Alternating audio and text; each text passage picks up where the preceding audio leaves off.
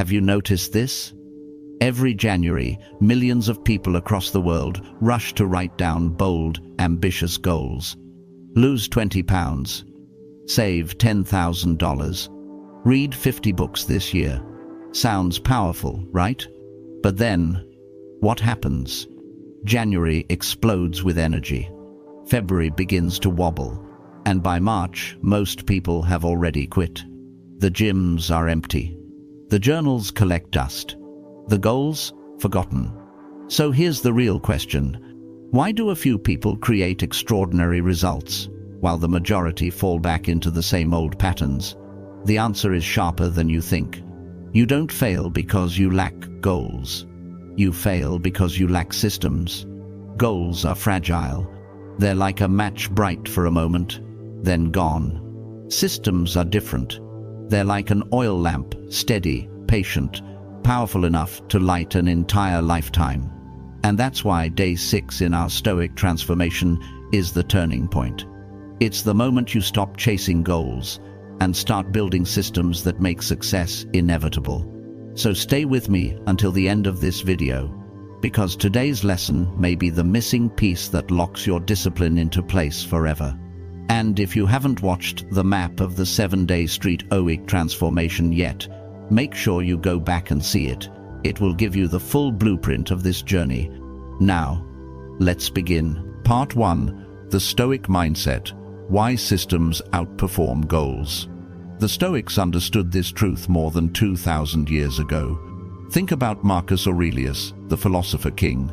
He never woke up and declared, "Today my goal is to be wise." Instead, he returned to his system.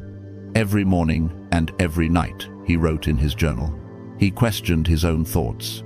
He reminded himself of discipline, mortality, and purpose. It wasn't a goal that shaped him into a wise ruler. It was the system he followed, again and again, until wisdom became his nature. Now picture Seneca. He didn't say, "One day I will be resilient." He built resilience by practice. He wore rough clothes, ate plain meals, and exposed himself to discomfort on purpose. He wrote letters every single day, sharpening his mind and clarifying his values. Resilience wasn't something he chased. It was forged through daily habits, through a system designed to prepare him for every storm. And then there is Epictetus. Born a slave, crippled in body, but unbreakable in spirit. He didn't rise from chains to become a teacher of emperors by setting a goal on a piece of parchment. He rose by repeating small actions, by training his mind every single day, by practicing what he preached until philosophy became the very air he breathed. Do you see the pattern? For the Stoics, goals were never the focus. Virtue, wisdom, strength. These were the byproducts of a system of consistent action. Goals are fragile. They rely on mood, on chance, on bursts of motivation. But systems carry you when your emotions betray you. Systems turn effort into identity, and identity, that is destiny. So if you want lasting change, don't ask, "What's my goal today?" Ask instead, "What system am I committed to every single day, whether I feel like it or not?" Because in the end, Marcus was right. You don't become what you say you'll be. You become what you repeatedly do. Part 2. Systems beat motivation. Motivation feels powerful, doesn't it? It's the spark that gets you moving, like the sound of drums at the start of a great march. But here's the problem: motivation fades. It cannot carry you through a lifetime. Think about it. How many mornings have you woken up full of fire? You write down a long list of tasks. You tell yourself, "Today, nothing will stop me." And yet, by noon, the fire is gone. The list is abandoned, and you feel the weight of failure pressing in again. Why? Because motivation is an emotion, and emotions are unreliable. They rise, they fall, they vanish without warning. What you need isn't another wave of motivation. What you need is a system. A system doesn't ask for your permission. It doesn't care if you're tired, if it's raining, or if you feel like it. A system is automatic. It's built into your day like breathing. Not, I'll try to go to the gym 3 times this week, but at 7 a.m. every single morning, I put on my shoes and I move my body. Notice the difference. The first relies on motivation. The second relies on identity. You don't need to want to work out. You just step into the rhythm you've created.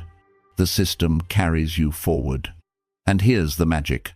When systems are repeated long enough, they stop being something you do. They become who you are. You are no longer the person trying to lose weight. You are the healthy one. You are no longer the person who wants to write. You are the writer. Motivation may get you started, but systems transform you.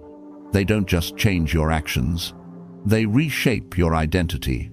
And identity, that's what endures when the fire of motivation burns out. So the next time you feel your willpower slipping, remember this truth. You don't need to chase motivation. You need to fall back on your system. Because systems are the bridge between who you are today and who you're destined to become. Part 3. Design your environment. Here's a secret the Stoics understood. Discipline is not just about willpower, it's about design. Because no matter how strong you think you are, if your environment pulls you toward weakness, eventually you will fall. But if your environment pulls you toward strength, you don't even have to think. You simply live inside the current of discipline. Think about your own life. You say you want to eat better, but your kitchen is full of junk food. Every time you open the fridge, temptation stares back at you. That isn't weakness. That's design failure. Now imagine something different. No chips, no soda, no candy in sight. Instead, fruit on the counter, water ready in a glass, nuts and clean snacks within reach. Suddenly, eating well feels easy, not because you're stronger, but because the system makes it automatic. The same applies everywhere. Want to read more? Don't just set a goal, set the stage. Put a book where your phone usually sits. So when your hand reaches out of habit, it lands on wisdom instead of distraction. Want to waste less time online? Delete the apps that trap you. Remove the triggers that steal your hours. Marcus Aurelius once wrote, "The soul becomes dyed with the color of its thoughts." And what are your thoughts dyed with every day? Your environment. Here's the truth. We fall to the level of our systems, and our systems are shaped by the spaces we live in. So design your space with intention. Make it harder to fall into temptation. Make it easier to rise into discipline. Don't rely on willpower, it's fragile. Rely on design, it's permanent. Every object around you is either an anchor or a chain. Either it pulls you forward into the person you want to be, or it drags you back into the habits you swore you'd leave behind. So look around. What needs to go? What needs to be placed where your future self can reach for it effortlessly? Remember, the strongest warriors don't fight against temptation all day long. They build a battlefield where victory is inevitable. Part 4. Triggers and routines. The human brain loves patterns. It craves rhythm. It seeks routine. That's why habits, good or bad, become so powerful. They slip beneath thought. They run on autopilot. And they shape your life without asking for permission. Now, here's the secret.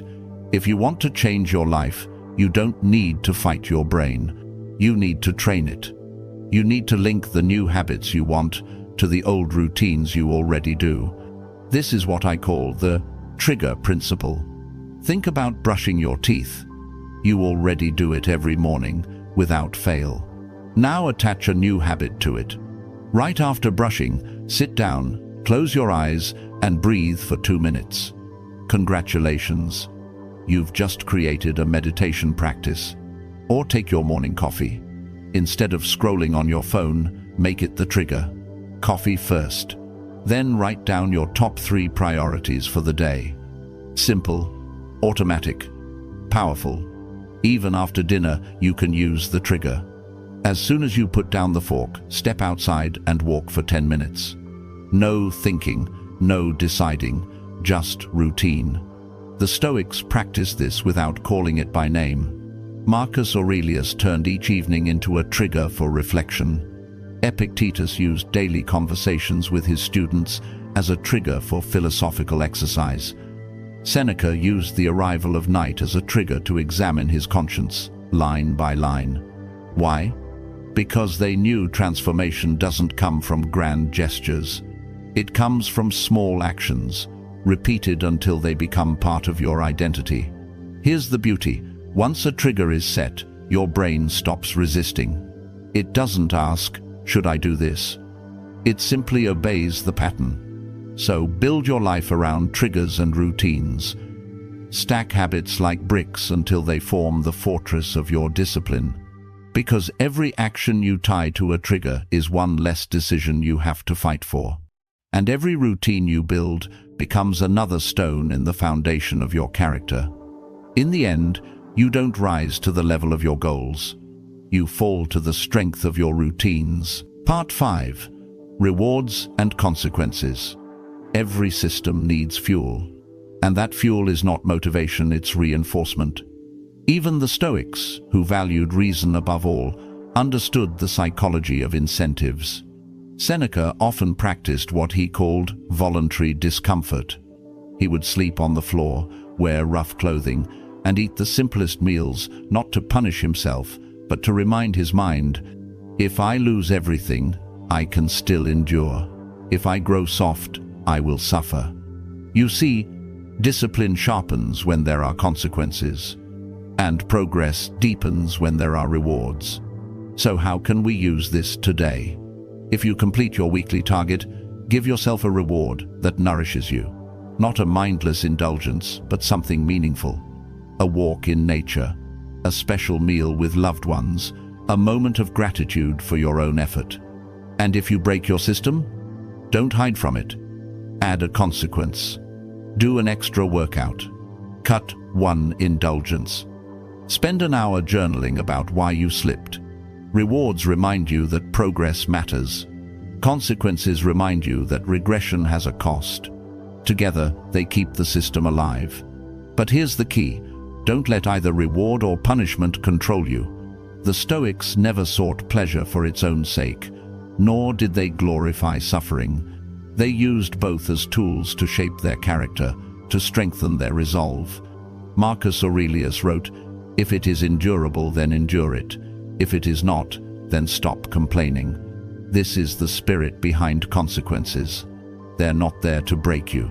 They're there to teach you. And when you reward yourself, let it be with things that elevate your spirit, not just distract your senses. A new book, a moment of silence, a night of true rest. Because every time you follow through, you're not just checking a box, you're proving to yourself that you are reliable, that you are someone who honors their word, and that identity being someone you can trust that's worth more than any reward. So remember, systems thrive when there are stakes. Give yourself reasons to stay on the path, and make sure those reasons push you not just toward comfort, but toward greatness. Part 6. Goal chaser versus system builder. Let's paint two pictures. Two people. Two paths. The first is the goal chaser. Every January, he sets massive resolutions. This year, I'll lose 30 pounds. I'll save $10,000. I'll read 50 books.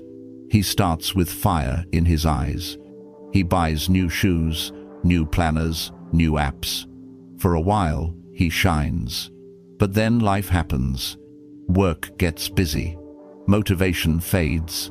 And by March, the fire is gone. He's back to old habits, back to square one. And worse, he feels like a failure. Now picture the system builder. He doesn't make loud announcements.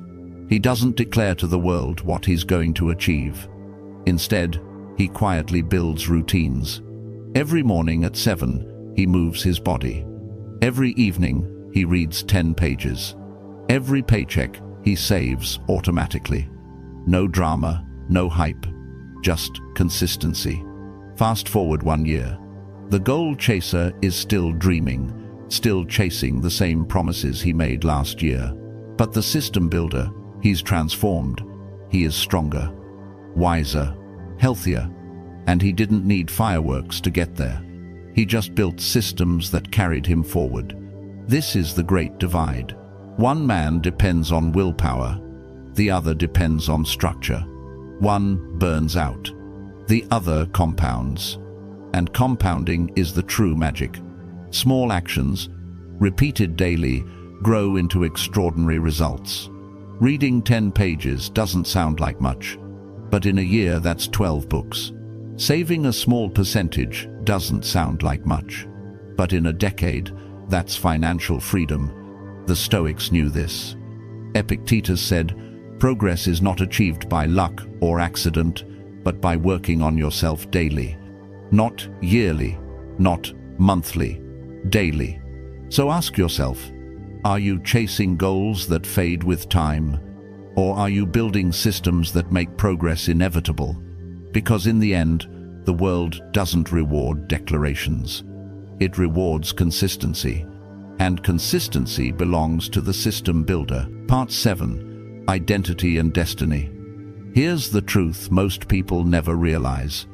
Your habits are not just actions. They are votes for the person you are becoming. Every choice you make, every system you repeat, is carving your identity day by day, moment by moment. You are not the goals you write on paper. You are not the dreams you talk about at parties. You are what you repeatedly do. Think about it. If you run every morning, you are no longer someone trying to be healthy. You are a healthy person. If you write every night, you are no longer someone who wants to be a writer. You are a writer. Identity is built through consistency. And once identity is forged, destiny follows. This is why the Stoics focused on practice, not performance. Marcus Aurelius did not say, "One day, I will be virtuous." He practiced virtue daily through journaling, through discipline, through self-control, until virtue became his nature. Seneca didn't claim resilience as a title. He lived it, moment after moment, by testing himself against hardship and discomfort. Epictetus, born in chains, built an inner identity no master could ever touch. And that identity became his freedom. So, let me ask you, what identity are you building with your systems today? Because every repeated action is laying down a brick. And those bricks will one day form the fortress or the prison of your character. If your systems are sloppy, your identity will be fragile. If your systems are disciplined, your identity will be unshakable. And here's the greatest gift. Once identity is aligned, effort feels lighter. You no longer force yourself to act disciplined. You simply live as the disciplined person you already are. That's why systems are more than routines. They are destiny in disguise. So stop asking, what do I want to achieve? Start asking, who do I want to become? Then build the systems that make that identity inevitable. Because in the end, identity is not found. It is built. And the systems you choose today will decide the destiny you live tomorrow. Conclusion. So, we've come full circle. Goals may sound impressive, but they shatter easily. Systems work quietly, yet they endure. The Stoics didn't chase goals. They built systems, daily practices that shaped their lives. Remember this: you don't rise to the level of your goals. You fall to the strength of your systems. So don't ask, what do I want to achieve? Ask instead, what system will make this inevitable? Start today. Write down one system you'll commit to.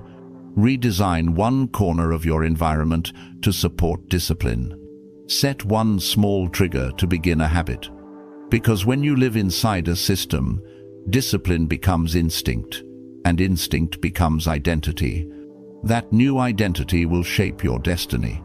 If this message resonates, tap like, subscribe, and share this journey with others. and in the comments, write just 3 words. I build systems,